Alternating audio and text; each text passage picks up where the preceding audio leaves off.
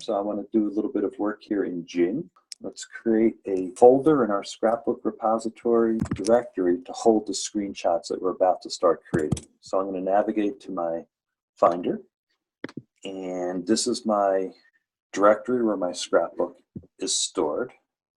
And if I create a new directory inside of that and call it screenshots, that's where I'm going to put the screenshots that I'm about to start making.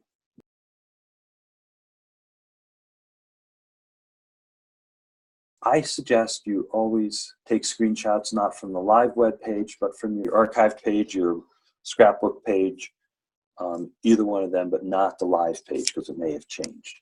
And suppose that I wanted to document this part of the screen because it's explaining a behavior that I'm going to write about, and I want to capture this part to support the the question or the answer, the questions that I'm asking, and in a sense this provides the answer. Give some thought after you do this for a little while and you practice it and you get it down to how you might want to set the size of these, because these are objects, these little screenshots that you're making that you're going to use in your ultimate presentation. You can always go back and change them again because you're taking them from archived pages, so it's not like this is a one-shot deal.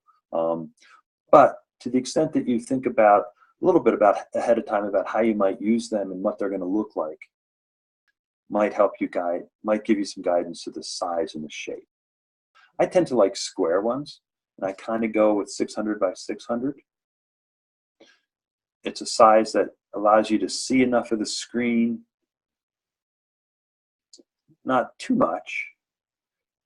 And once you set this in Jing, you can kind of move it around until you get exactly what you need. If you decide that you want to, that there's less that you want and you want to have a narrower view, you might set it but just keep the basic shape. So here I only want 508 pixels, so I want to bring this down to 508 because I've decided I'm really going to have square images. Okay. And so that you might decide that that's a more focused view of what you're trying to capture, and again, it just depends on what you're trying to capture. So it's going to keep this as a square. You want to, at some level, decide how much time it's worth to create just the right screenshot, or if you're doing it quickly, you're going to go back and do it later. You know, that's kind of one of the things that you'll decide as you start building your research out. So I'm going to capture this image in Jing. You can annotate if you'd like. If you're going to create some annotations, try to select a color that's very obviously yours and was not, so that it's clearly not part of the original image. I might want to point an arrow to it if I think I'm going to be writing text about it.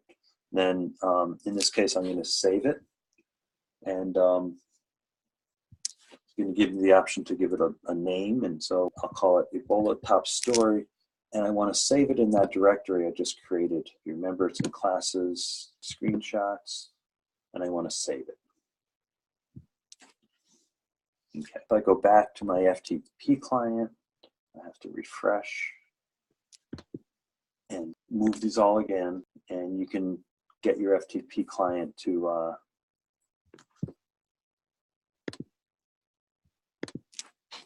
do this automatically. You can do this in a single keystroke if you want to, and I'm just going to let that continue on its way. So let's take a look at our image. Here's the page, and we called it screenshots / and then here's the top story, and here's your image being served as a web image. And so that's the one that we just made, and we just FTP'd it up. So that's a nice way to begin building some screenshots that are tied directly to your archived pages.